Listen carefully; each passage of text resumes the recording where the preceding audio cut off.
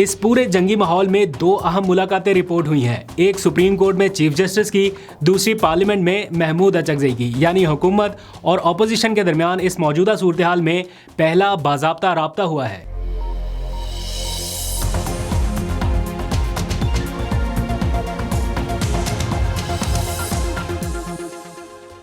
बिस्मिल्लाहिर्रहमानिर्रहीम, अस्सलाम वालेकुम। पाकिस्तान और दुनिया भर में देखने और सुनने वालों को अब्दुल कादिर का सलाम। पाकिस्तान में 27 फरवरी की रात है। बहुत ही तारीखी दिन है क्योंकि आज से ठीक 7 साल पहले मशरकी बॉर्डर पर पाकिस्तान और इंडिया के दरमियान टेंशन थी। आज 7 साल के बाद इन्हीं तारीखों में यानी 26 और 27 की दरमियानी शब से लेके अभी तक हमारे मगरबी बॉर्डर पर यानी अफगानिस्तान के साथ टेंशन बनी हुई है। झड़पें जारी हैं, कार्रवाइयाँ की जा रही हैं। अच्छा जी, इसको इग्नोर करें, जरा खबरों के ऊपर बात करते हैं। बॉर्डर के ऊपर क्या सूरत हाल है उसके हवाले से जो ताज़ा तरीन अदादोशुमार है आगे चल के डिस्कस करते हैं। लेकिन मुल्क की सियासी सूरत हाल में भी बेयकीनी की सी कैफियत बरकरार है। लेकिन इसी दौरान दो अहम मुलाकातें आज रिपोर्ट हुई हैं। एक सुप्रीम कोर्ट ऑफ पाकिस्तान में यानी चीफ जस्टिस की और चेयरमैन पीटीआई बैरिस्टर गौहर की। ये अहम और गैर मामूली मुलाकात कही जा सकती है और बिल्कुल सुप्रीम कोर्ट की बिल्डिंग के साथ है पार्लियामेंट हाउस। वहाँ पर लाइब्रेरी में एक मुलाकात हुई यानी हुकूमत और अपोजिशन के दो बड़ों की। इसी दौरान सुप्रीम कोर्ट में जो इमरान खान की एक दरख्वास्त गई हुई थी कि जनाब इनको हस्पताल मुंतकिल किया जाए, उसके हवाले से भी अपडेट है। और प्लस अलीमा खान के बयान के बाद आज वो सारे लोग एक लाइन में नज़र आए जो पहले पेशियों के ऊपर या ऐसी हेयरिंग्स के ऊपर नज़र नहीं आते थे, तो सारे के सारे वहाँ पे खड़े नज़र आए। वो विजुअल्स भी आपको दिखाने हैं। लेकिन पहले थोड़ी सी बात कर लेते हैं पाक अफगान स्टैंड ऑफ के हवाले से। कल से अब तक आने वाले जो ताज़ा तरीन अदादोशुमार हैं उन पर और फिर आगे चल के सियासी खबरों पर एक एक करके बात करेंगे। तो इत्मीनान इस बात पर है कि कल से अब तक सिक्योरिटी फोर्सेस ने सरहदी दिफा को ज़बरदस्त अंदाज में यकीनी बनाया है, जो कि बतौर पाकिस्तानी हमारे लिए बड़ी फ़ख्र की बात है। और अब तक की कार्रवाइयों के जो नताइज सामने आए हैं उसको देख के लगता है कि बाय डिफ़ॉल्ट ये होना ही होना था, क्योंकि अफ़गानिस्तान के पास ना तो ऑपरेशनल एयरफोर्स है ना ही उनके पास नेवल फोर्स है। क्योंकि लैंडलॉक कंट्री है ना, तो उनकी समंदरी हदूद तक भी एक्सेस नहीं है, एयरफोर्स ऑपरेशनल नहीं है। आ जाके उनके पास बचती है उनकी बर्री फोर्स यानी आर्मी। और उसमें भी जिस किस्म का नज़्म व नस्क है या जिस किस्म के इक्विपमेंट वो यूज़ करते दिखाई दे रहे हैं, बचा हुआ इक्विपमेंट, और जिस तरह के कमांड एंड कंट्रोल रूम्स उनके दिखाए जा रहे हैं, वो बड़ा अजीब से मनाजर पेश करते हैं। यानी उनसे बेहतर तो यहाँ के जो सेफ सिटी के कमांड एंड कंट्रोल रूम्स है वो ज़्यादा एडवांस है, ज़्यादा बेहतर है। तो इंडिया के साथ हमारा 6-0 का कंपटीशन था, इधर हमारा 3-0 का कंपटीशन अभी तक चल रहा है, क्योंकि उधर जहाज़ है ही नहीं तो गिराने क्या है। खैर, जो तशवीश की बात है ना, जो इस टाइम मैं सोच रहा हूँ वो ये कि दोनों साइड्स पे हमारे मुसलमान भाई हैं और रमज़ान का महीना है और आपस में लड़ रहे हैं। ये थोड़ी सी तशवीश की बात है कि यहाँ तक मामलात क्यों जा रहे हैं। बातचीत से ये चीज़ें सॉर्ट आउट हो सकती थी या होनी चाहिए अभी भी। और दूसरी जो सबसे ज़्यादा तशवीश की बात है वो ये कि जो टेक्नोलॉजी अफ़गान तालिबान इस्तेमाल करते हैं वो कहीं और नहीं इस्तेमाल होती, और वो आपको पता है वो है ख़ुदकुश टेक्नोलॉजी। और उसको रोक पाना या उसको काउंटर कर पाना ये अभी तक एक चैलेंज बना हुआ है। इसीलिए यहाँ पर हाई अलर्ट किस्म की सिचुएशन है और जो स्नैप चेकिंग है वो बहुत ज़्यादा सख्त कर दी गई है। रेड जोन सील किया गया है, ड्रोन उड़ाने पर पाबंदी आयद कर दी गई है। अचानक से वजारत दाखिला की जानिब से एक नोटिफिकेशन जारी किया गया और बताया गया कि मुल्क भर में कोई ड्रोन नहीं उड़ेगा, क्योंकि अफ़गान तालिबान जो है वो ड्रोन का इस्तेमाल करना चाह रहे हैं या क्वाड कॉप्टर्स जो है वो इस्तेमाल करके कोई ना कोई 1-2 कार्रवाइयाँ उन्होंने करने की कोशिश की, उन्हें भी नाकाम बनाया गया। तो सिक्योरिटी पॉइंट ऑफ व्यू से या हिफाजती इक़दाम के तौर पर आर्जी तौर पर यह पाबंदी लगा दी गई है। इस पूरे मामले में एक और पॉजिटिव चीज़ जो देखने में आई वो नेशनल यूनिटी है कि सारे अपने इख्तलाफात भुला के सब के सब एक चीज़ पे मुत्तफिक हुए कि मुल्की दिफा जो है वो सबसे ज़्यादा मुकद्दम रखा जाएगा। हालांकि कुछ लोग इक्का दुक्का मैंने देखा है कि वो कुछ ना कुछ ऐसा कहते रहते हैं जिसकी वजह से फिर मौका मिलता है कुछ लोगों को नैरेटिव बनाने का कि देखें जी इस मौके पे भी नेशनल यूनिटी का मुजाहरा नहीं किया जा रहा। हालांकि पाकिस्तान तहरीक इंसाफ ने भी इस मौके पर बाज़ाब्ता अपना एक एलामिया जारी किया। मैं जल्दी से उसकी एक लाइन आपको पढ़ के बता देता हूँ। ये रात गए एलामिया जारी हुआ जिस टाइम ये झड़पें जारी थी। इसमें लिखा गया कि अफ़गान हुकूमत की जारहियत से पैदा सूरत हाल में पाकिस्तान तहरीक इंसाफ सरहद पर डटे अफवाज पाकिस्तान के गाजियों के साथ खड़ी है और वतन के दिफा में जान निछावर करने वाले शोहदा को खिराज अकीदत पेश करती है।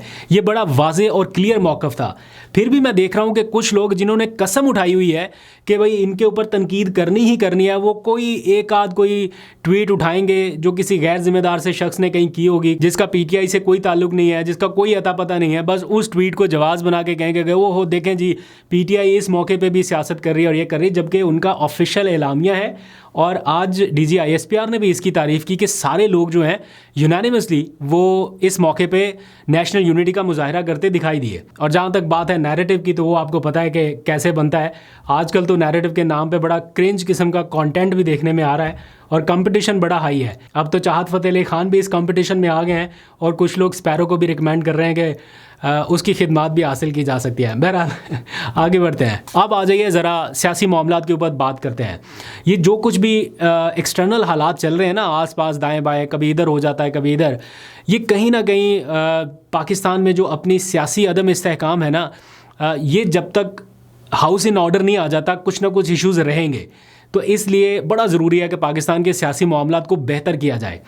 अब इमरान खान की सेहत का मामला एक बुनियादी वजह है जिसकी वजह से इन दिनों ज़्यादा सियासी कशीदगी जो है वो देखने में आ रही है। बातें इधर से भी हो रही हैं, दूसरे कैंप से भी हो रही हैं।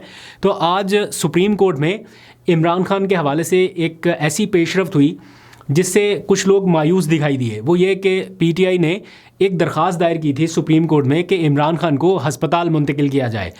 आज सुप्रीम कोर्ट से रजिस्ट्रार सुप्रीम कोर्ट ने वो दरख्वास्त जो है उसको एंटरटेन नहीं किया, वापस कर दिया।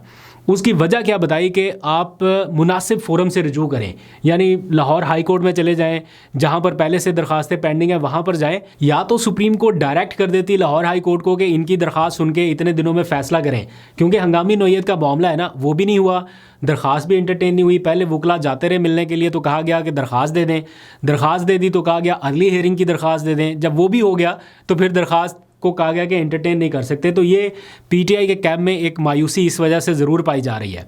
ऑन द अदर हैंड आज देखा गया कि टॉप टियर के वकला जो हैं वो सारे जिनका नाम अलीमा खान ने लिया था, वो सारे के सारे आज पहुंचे हुए थे कि किसी तरह से चीफ जस्टिस से मुलाकात हो जाए, हम अपना पॉइंट ऑफ व्यू उन तक रखें। और फिर चीफ जस्टिस से मुलाकात हो गई, बैरिस्टर गौहर की चीफ जस्टिस से मुलाकात हुई और इस मुलाकात में ऑब्वियसली इमरान खान की सेहत का मामला, उनको हस्पताल मुंतकिल करने समेत और बहुत सारे इशूज़ के ऊपर डिस्कशन हुई है जो केसेस उनके पेंडिंग है। आपकी सुना चीफ जस्टिस से मुलाकात हुई है, इस पे क्या कहेंगे, क्या डिस्कशन हुई है? हाँ, मुलाकात हुई है। देखो, हमारी यही रिक्वेस्ट है, इस्तदा है खान साहब की केसेस के सिलसिले में, खान साहब के सेहत के सिलसिले में, उसको वही इस्तदा की है। तो मुझे नहीं मालूम चीफ जस्टिस ने उनसे क्या कहा या क्या बातचीत हुई है, लेकिन जो बॉडी लैंग्वेज है बैरिस्टर गौहर की या बाकी लोगों की, वो मुझे को बहुत ज़्यादा होपफुल नहीं नज़र आए कि एपेक्स फोरम से भी उन्हें लग रहा है कि शायद मुश्किलात का उन्हें सामना करना पड़ रहा है। ऑन द अदर हैंड अगर सियासी फ्रंट पे देखा जाए तो एक और मुलाकात हुई है जो कि पार्लियामेंट हाउस में हुई महमूद अचकज़ई और राना सनाउल्लाह की। राना सनाउल्लाह साहब वज़ीर आज़म के मुशीर हैं। इतना ज़्यादा इस टाइम बॉर्डर के ऊपर टेंशन चल रहा है, लेकिन इसके बावजूद ये मुलाकात हो जाना, महमूद अचकज़ई बतौर अपोजिशन लीडर और वज़ीर आज़म के सियासी मुशीर राना सनाउल्लाह ये पार्लियामेंट में मिले। और इस मुलाकात के बाद तफसीलात अभी बहुत ज़्यादा सामने नहीं आई, लेकिन ऑब्वियसली इन दो का मिलना मुज़ाकरात को आगे बढ़ाने के हवाले से और कुछ चीज़ों को सॉर्ट आउट करने के हवाले से है। मुझे लगता है कि सुप्रीम कोर्ट ऑफ पाकिस्तान में जो डेवलपमेंट्स आज हुई हैं उनसे ज़्यादा बेहतर जो चीज़ें हैं जिनके नताइज निकल सकते हैं वो यहाँ से हो सकता है, पॉलिटिकल फ्रंट से।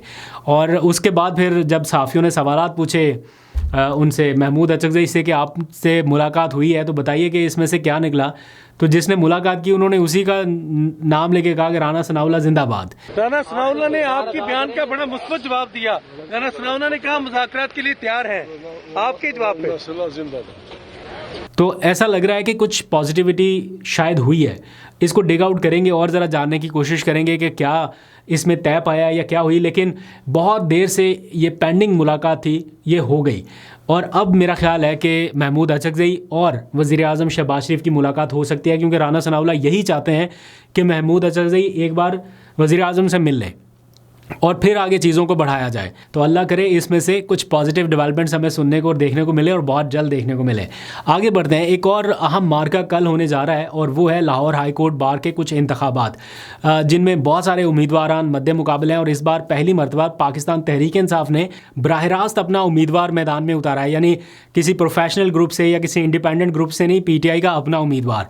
यही वजह है कि हमने देखा कि पीटीआई के हमायत याफ्ता ज़्यादा उम्मीदवार जो हैं वो मैदान में नज़र आ रहे हैं, जिससे थोड़ी कन्फ्यूजन या बहाम बढ़ा है। तो मैं आपको एग्जैक्ट बता देता हूं कि पाकिस्तान तहरीक इंसाफ का ऑफिशियल हमायत याफ्ता उम्मीदवार कौन सा है। या जो कन्फ्यूजन है कि एक को अली ज़फ़र नामज़द कर रहे हैं, एक को सलमान अकरम राजा नामज़द कर रहे हैं, कोई अलीमा खान का हमायत याफ्ता है, कोई किसी का, तो मैं आपको एग्जैक्ट सिचुएशन बता देता हूँ। दो पैनल्स एक दूसरे के मध्य मुकाबले हैं, एक प्रोफेशनल, दूसरा इंडिपेंडेंट ग्रुप। प्रोफेशनल ग्रुप जो है वो आपको पता है हामिद खान साहब उसको लीड करते हैं, और इंडिपेंडेंट ग्रुप जो है वो Asma Jahangir group and so on, और उसमें काफ़ी सारे स्टेक होल्डर्स आ जाते हैं। लेकिन असल मार्का या असल मैदान जो है वो लाहौर हाई कोर्ट बार के सेक्रेटरी के इंतखाबात पे होना है, जहां पर एक से ज़ायद उम्मीदवार नज़र आ रहे हैं पीटीआई के कैंप से। तो मैं आपको बता देता हूं, जो सलमान अकरम राजा, अलीमा खान और बैरिस्टर हसन न्याजी जो इस वक्त कैद है, मिलिट्री हिरासत में है, उनकी जानिब से नॉमिनेट किए गए वो हैं लहरासब हयात डाहर।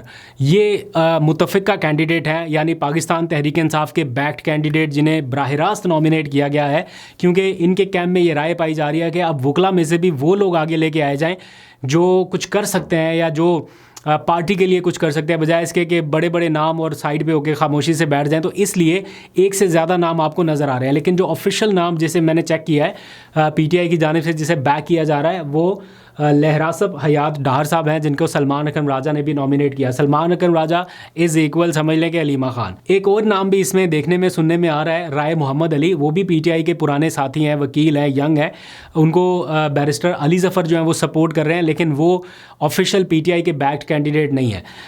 उनकी हमायत हो सकती है, कुछ लोग उनका साथ ज़रूर दे सकते हैं, लेकिन जो ऑफिशियल बैक्ड कैंडिडेट हैं वो जो मैंने पहले आपको बताया बैरिस्टर लहरासब हयात हैं। इसी तरह कासम एजाज साहब हैं, इनको हामिद खान साहब सपोर्ट कर रहे हैं। तो अलग अलग ग्रुप्स बने हैं, लेकिन पीटीआई का जो है वो वही कैंडिडेट है, एक ही है जिसको वो खुलेआम हमायत कर रहे हैं। अब देखते हैं, कल ये इलेक्शन होगा तो जो भी नताइज मिलेंगे वो भी आपको बताएंगे। अभी तक के लिए इतने, अपना बहुत सा ख्याल रखिए। अल्लाह हाफिज़।